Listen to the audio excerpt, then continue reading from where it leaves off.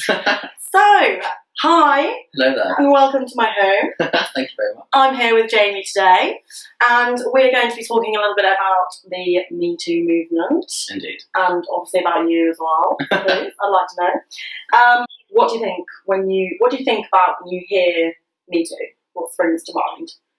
I think it's a very now thing, and it's a very big thing that actually, without social media, you wouldn't know.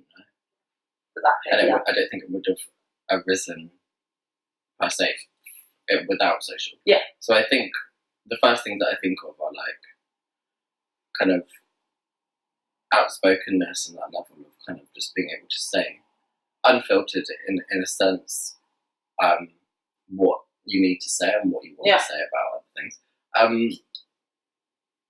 On the flip side, it does kind of have it does kind of feel quite not negative, but it feels quite like exclusionary in some aspects, because a lot of it is focused around very rich, high profile like white women, which is fine because they obviously have things to say, which is absolutely valid. Yeah.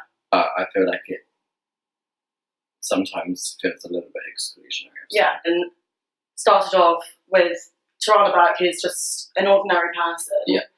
And she's not a celebrity or anything, and she's had her own experiences. But now it's kind of turned into like an elitist sort of society where... Yeah, I feel like, her words kind of got railroaded a bit. I mean, the message is still there, but the fact that... was she a woman of colour? Yeah. Yeah, and kind of that level of like white Hollywood kind of just took it and ran with it. Exactly. And it's like, you can kind of see the pros and cons of it, because it's like, it gave it a huge global platform. Yeah. But then you have to do your research to find out who started it. Yeah, exactly. And where it really came from. Do you feel like you could be involved in the movement? I think there are levels of, for example, like with social media, it makes people feel very accessible all the time. So you could have like really high profile celebrities talking about Me Too, but if you see it on your phone, it does almost make a lot of people feel like they can get involved, which is great. Yeah.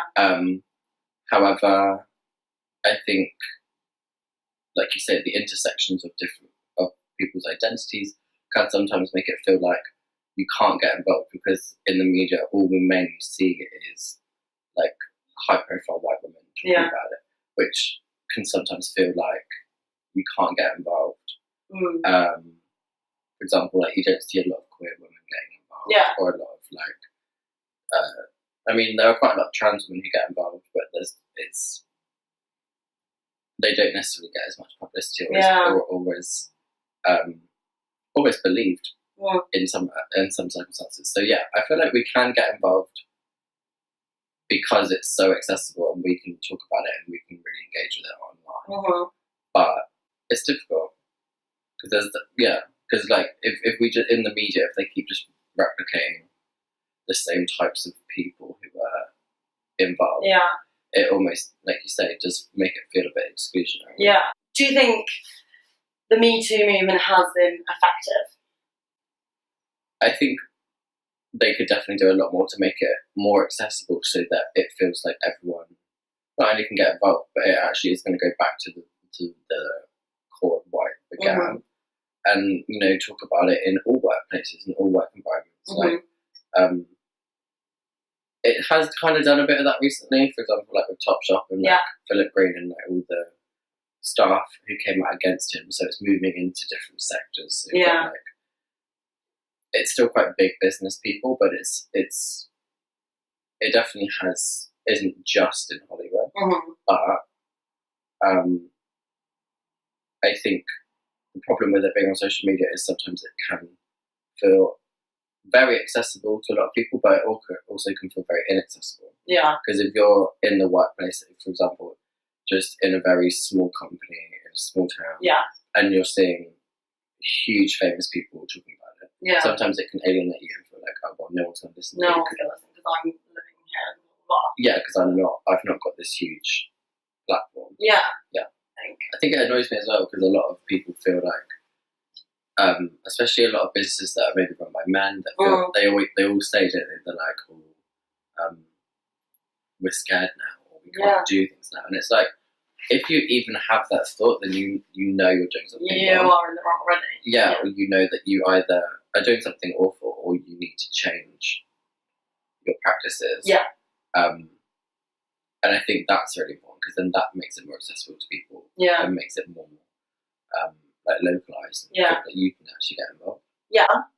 So you've got a large following, obviously, and I want to know, has the Me Too movement hashtag changed how your social media posts have been received? Yeah, I think, I mean, like, on mine anyway, I'm very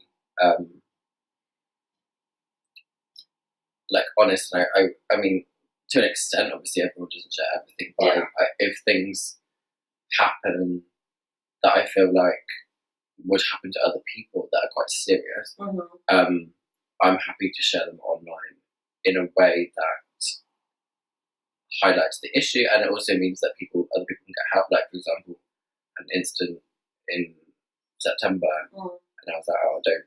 Like, my first thought was, I actually don't know what to do now. Like, who do I ring the police? Like, who do I ring? Who do I go to? Yeah. And it was like, I was there, and I was like, actually, I know that this isn't just me, and a lot of people would have, even though we're quite switched on, I don't know what it is, we would know what to do. Yeah. So I was like, I can use social media to share that, and I think that level of like the Me Too movement and people openly just having open dialogue, definitely means that it is a lot easier to share things like that, because the reception's always great. Like, I always say to people that I'm quite fortunate to be able to have a social space where I actually don't really, on Instagram, get any shit. Yeah. And it's like, really? Yeah, I very, very rarely will get like hate on Instagram, which is actually great, because it means then the environment that I've cultivated is open to that level of Me Too conversation. Quite intense conversation, which is actually great. Tell me a bit about your experience in the film industry. A year ago, just over a year ago, I signed to an agency, and they literally, on the day I got to the casting, they were like, oh, we've got this film, do you want to do it? And I was like, send over all the information and I'll let you know. And it was on the Fantastic Beasts film, so I was like, fine. Like, I was a student, pay was ridiculous. Yeah. And I was like, are you joking? So I was like, amazing. Yeah. So Let's go. I'll do it. And yeah, that was a kind of a wild experience, just because it was a very stereotypically male-dominated. And I was kind of expecting that. Yeah. But I was like, fine, I'm on a job, it's fine. Yeah. My main experiences of it were just the fact that it wasn't necessarily the crew. It was like all the other, because I was an extra. All the other extras, it was just a very like environment that I would personally, if I was just like day to day, wouldn't be in, because I was like with lots of men. Yeah. Like quite old, like mature men. Yeah. And it was just a very like sexist and homophobic, transphobic environment. So it was just a bit like, what's happening? Yeah. And it just kind of didn't go unchallenged from anyone, which was a bit bizarre. Yeah, and I was just like, this is really bizarre. I don't get it. And yeah, it just wasn't a great environment. Like, I was kind of like, my gender identity was fully ignored. I was just kind of, I mean, so I tweeted about it, and then it got picked up by press. A lot of people's comments back were like, "You are an extra. Like, you're not Johnny Depp. You know, you're not a main character." And I was like, I'm not saying this in a way that's like, woe is me. Yeah. In terms of the way that I was treated as an extra, it's just treated as like a person on a job. Yeah. And yeah, it was just far too stereotypical for my liking. I was like, this is, for all that's happening now in the conversations in Hollywood, Yeah. this feels very backwards. Very backwards, yeah. And I think the ratings of the film showed that. Yeah. It didn't do well at all. Yeah, exactly. It was such. So the Gay Times picked it up, and then there's an American website which is basically like the American version of Gay Times called Into. Oh yeah. And they picked it up and they rang me. So yeah, it got around a bit. I literally put it on Twitter and went to bed and then woke up and I was just like, whoa. I was like, oh no. And then I checked my emails and I literally had like emails from journalists and then missed calls. And I was like, how, what? I was like, oh, all the press that I've got like this year has literally been about things very similar to Me Too in terms of like me, not moaning, but like me calling out things that have happened. Or injustices, or for example, like when I was like sexually harassed in the streets. Yeah. That was like my first big piece of press this year, and I was like, okay, this is good in a way because it highlights a different angle to Me Too. Yeah. It gives like people like me a voice in a movement that maybe sometimes we don't feel like we have. Yeah. It even made its way down to Dorset Press. Did it? Yeah. That is quite good. That is good. Like, people, yeah, because you've got a lot of coverage. People around here, like not to patronise, but they would have no idea. Yeah. Really, would they? No. Of that. Yeah. So yeah. It's good. How do you deal with the experiences, like if you are harassed? It's a difficult one because sometimes it is a little bit like,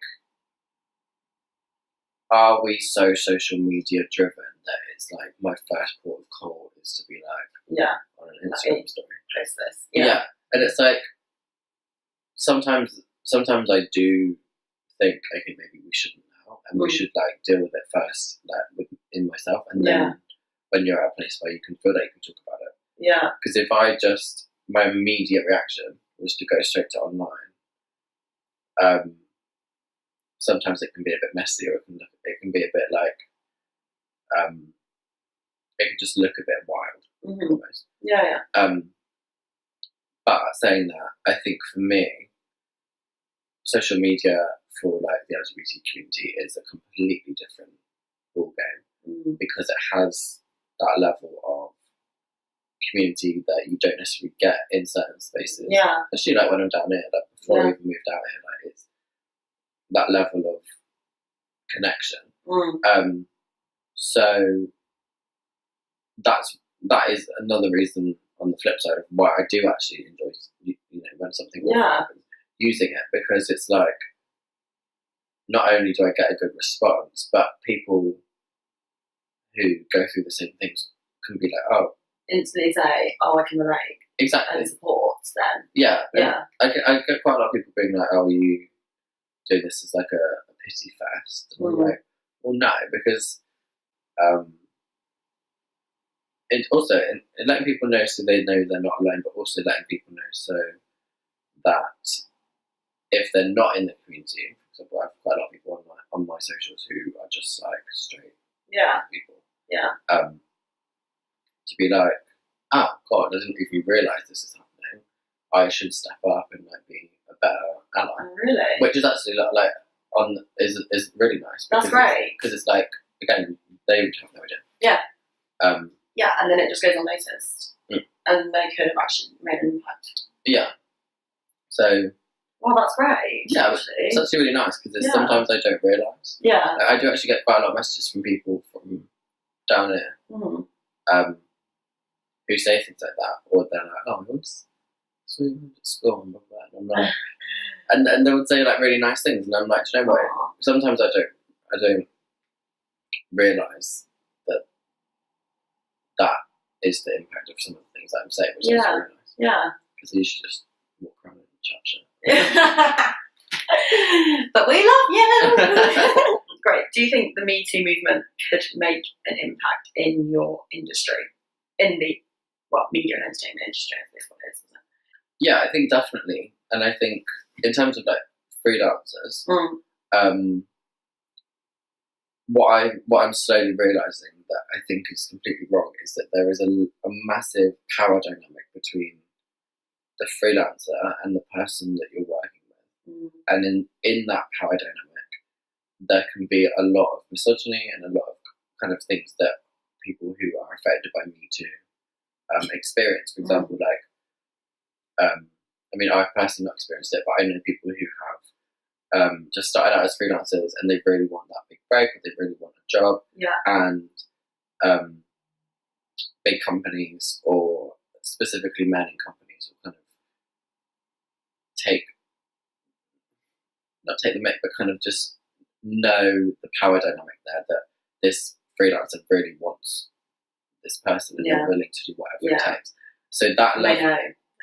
Exactly, and that level of kind of power is gross. Yeah, I think definitely in the media that we're getting a lot more outspoken in terms of like high profile journalists, TV presenters, kind of that level of, again, it's still very elitist, but it's, like we said earlier, the Me Too movement is moving through the sectors, moving through different kind of realms. Like it's slowly getting there. Yeah. For the future of Me Too, should it open up to men? Should it open up to the LGBTQ plus community? You know, like actually say, you know, we're open. Yeah, I think it's funneled a bit. Yeah, definitely, and I think there's like the example with Kevin Spacey, and because that was with a guy, and that was, I'm not going to say a turning point, but it was definitely a moment where people were kind of like, oh, okay, this is not just necessarily women. And I think everyone was really shocked. 100%. It was a massive shock. Yeah. And they didn't expect that at all. Like, no. From his characters and everything, he's that really very masculine man. You know? Yeah. So it was, that was surprising. And it was also like, I think as well with Me Too, because it's at the moment such high profile people, they've got, you know, publicists, they've got people who can actually manage the way that it's seen. Yeah. And I think at the moment it's, like you say, it's very female orientated. Yeah. There are, I'm trying to think, I'm not sure who, but there are quite a few trans women that have spoken out about it. Yeah. Which is great because it makes other trans people feel like they can get involved, which is absolutely great. Yeah, I think it's difficult, isn't it? Because essentially the whole thing was kind of created to speak out about predominantly men. Yeah. But I think it would be hypocritical for it to silence them at the same time. If they're suffering from, like you say, it doesn't get spoken about like ever, does it? Like that reverse. Yeah. But it happens. Like it does happen a lot. What's your opinion on the whole topic? The topic, it's quite a broad question, but like Me Too as a topic and harassment as a topic, you know, what's your opinion, and are you, again, like, you know, when with your experience, you take social media, but being freelance, are you actually supported? Yeah, I think in terms of freelance, it's a very kind of grey area, because not to get into the boring nitty-gritty stuff, but like when you work at a company, you have workers' rights, and you kind of have that level of protection or supposed protection in spaces from your employer. Yeah. So in some circumstances, I don't, especially like in modelling when I do shoots. Yeah. Because although I have an agency who look after me and are very, very good in respecting me and everything in terms of gender, and they're very great. I still do my research when I get sent. Like, for example, I'll get sent through a shoot and I'll see the photographer and I'll instantly go and check and just have a little look to see not only what they've done, but like if there's anything about them. Just because to protect yourself. Yeah, exactly. Yeah. I think that I think at its core, the Me Too movement is good. Yeah. Like it has good intentions, and it's not bad, but it definitely like most things, when they get more high profile and more publicity, they become very like straight and cisgender and white and very like rich, and it does sadden me a bit that it was started by a woman who was just like, yeah, she's a woman of colour who was sexually abused. yeah, So she's experienced the trauma and she wants to help, basically. yeah, and it's and that's amazing, and I think it's sad that that kind of got covered, because when you think of Me Too, you literally think of like huge Hollywood celebs, and like the first people to kind of speak about it was them. I don't know. It's got ways to go. I think it's moving now. Yeah. Like you said, it's filtering through different industries. You've got different identities of people coming forward, and also I think it subconsciously influences people. They don't necessarily have to. For example, like when I talk about it, I'm not there like #Me Too. Yeah. But inherently, there's a part of me that is subconsciously influenced by just that whole dialogue of people openly coming out and talking about their stories. And I think a lot of people will now do that. I've been reading a lot, and it's sort of saying that it's going to be one of the biggest movements in history. What do you think about it? Like with something like Me Too, it is driven by like us as people on in a social sense. I think to make it go to the next step, it needs to actually have some form of legislation, and governments to actually listen. And I think they are. You know, it's making its way to the House of Commons, and people are actually talking about it. In spaces where things can change, which is great. I think not to end on a pessimistic, but like I think it's difficult to like eradicate harassment, and eradicate misogyny, but just because they're so ingrained. Like that's how we're socialised, unfortunately. But